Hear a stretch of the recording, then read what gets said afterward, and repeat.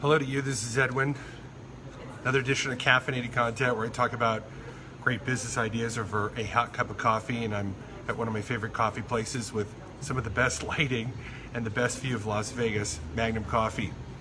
And I want to give you a quick tip on personal branding. I've had a number of coaching clients come to me, a number of doctors, dentists, chiropractors, trying to build a personal brand online in particular. And one of the things that I see a mistake being made is that people are trying to emulate too much other individuals. They see a style or they see an individual and they kind of go into that personality of that person and lose themselves. They start talking like that other person.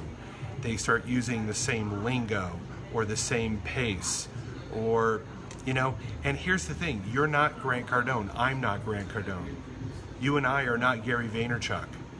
We're not those individuals. While we can look to them and emulate them in maybe some techniques that they use, you can't build a personal brand by acting like somebody else.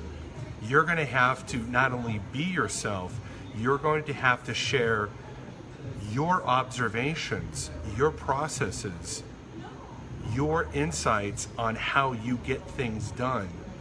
Because branding today is not so much about standing up and looking good. I know that that's kind of it's a false data, factually, is that, and it comes across egotistical. We have to remember that, there's so much transparency today with social media that if you're acting fake, if you're not giving real knowledge, real insights from your point of view that you've observed, then you will sound like somebody else, and then there's no reason to follow your personal brand because you're not offering anything unique with your unique voice to the table.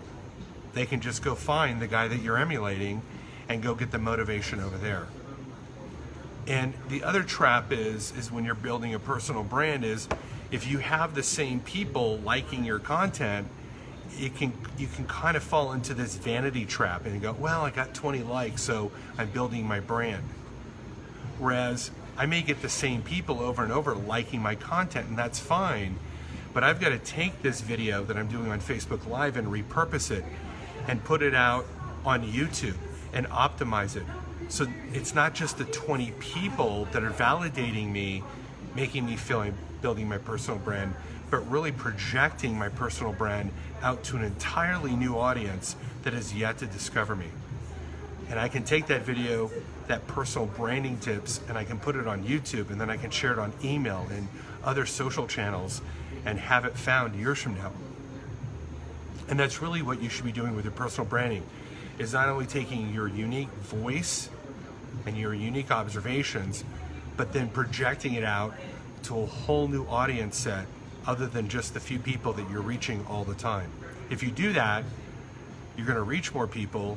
You're going to reach them with your unique voice, your insights, your tips, your processes, your procedures, your how-to, your knowledge, your acumen, all those things that you bring to the table as a value, and you can project it to an even larger audience. And as a result, not only will they buy your personal brand, more importantly, they're going to buy your products and services, because that's what we're trying to do with branding. We just don't want to build a personal brand to fill our head with the idea that we're awesome. We want to build our personal brand so as to attract people to put them in our products and services. Hopefully this has been helpful to you. I'm Edwin Dearborn, author of Power Branding Secrets. If you ever want to work with me, reach out to me. And if not, then don't. All right, you have a great day. Bye-bye.